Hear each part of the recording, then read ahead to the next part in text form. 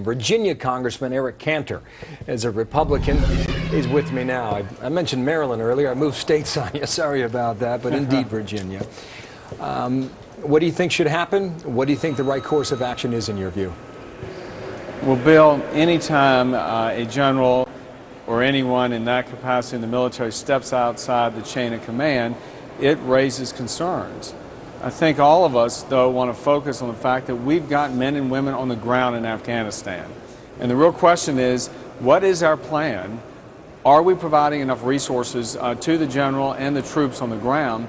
And will we be able to succeed in the execution of the mission? That's got to be our focus.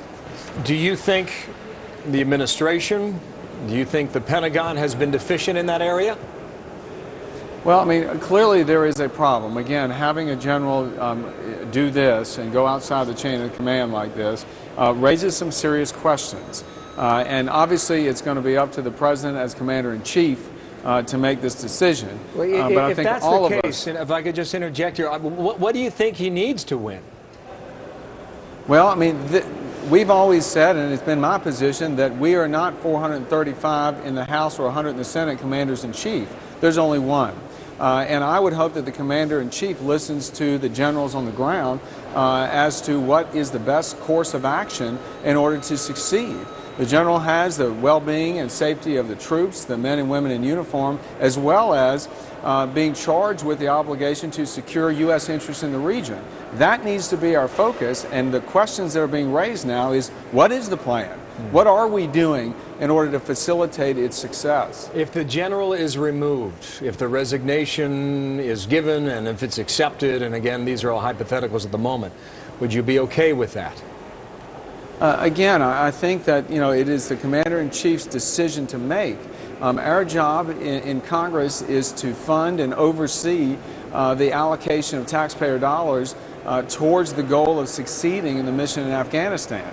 We all know how important it is that we not allow that region to fall into the hands of terrorist influence in order for launching of attacks to occur there again. It's a question of national security, and it's a fair point that you make. Based on what you know about the strategy, a war that was started in late 2001, now we're moving up on in 2000, halfway through 2010. Is this a war we can win? Again, Bill, I think all of us know the stakes there and understand the national security implications of that region. We've got Pakistan next door, which has its obvious difficulties and potential to really create more of a threat. And we've got our interest at stake here.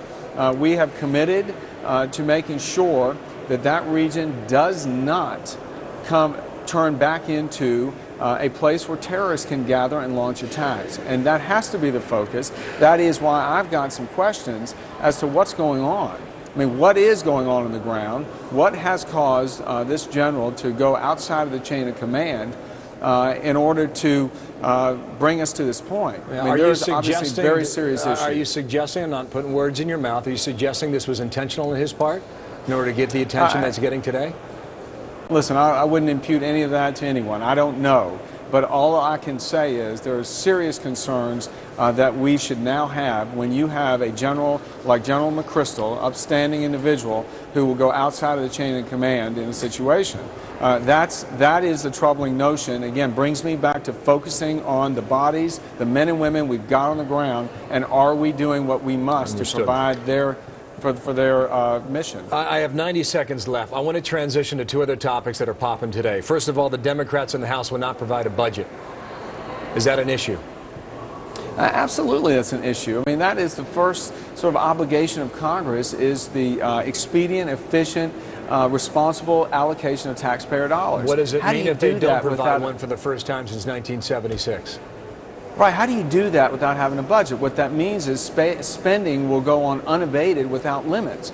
And Bill, this happens all while we have Europe now, Germany coming out, telling us to stop focusing on domestic spending and start worrying about the debt. All right, one other issue here. If I could, I don't mean to cut you off there, Sure. but I'm tight on time. No. Joe Barton, the Republican from Texas, made a lot of headlines last week, saying that there was a $20 billion shakedown at the White House on behalf of BP. Congressman Boehner just came out moments ago saying the issue is closed. He'll retain his seat on that committee. Is the issue closed? Joe Barton retracted his statements. He retracted his apology for BP. He was clearly misstating, I assume, his intentions. He admitted mistake. He apologized. He apologized to the members of the Republican conference today in a meeting we just came out of. So, you know, we've got to focus on the issue, and that is that oil is still gushing out of the Gulf. We've got a huge environmental problem on the shores of Florida, Alabama, Mississippi, Louisiana, and the entire Gulf region, affecting people's lives and livelihoods as well as the environment. Listen, thank you for your time. I am way out of time, but Eric Cantor, thank you, the Republican out of Virginia. Thanks, Bill. Thank you.